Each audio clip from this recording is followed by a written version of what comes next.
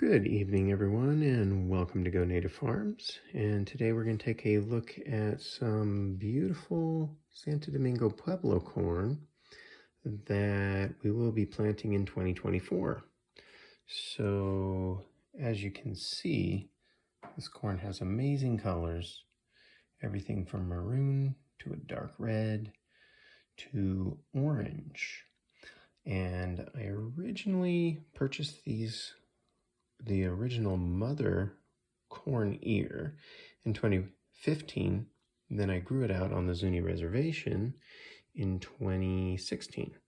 And unfortunately, we got a freeze around September that year, and the cobs did not turn out very big, and gophers got a couple of them as well.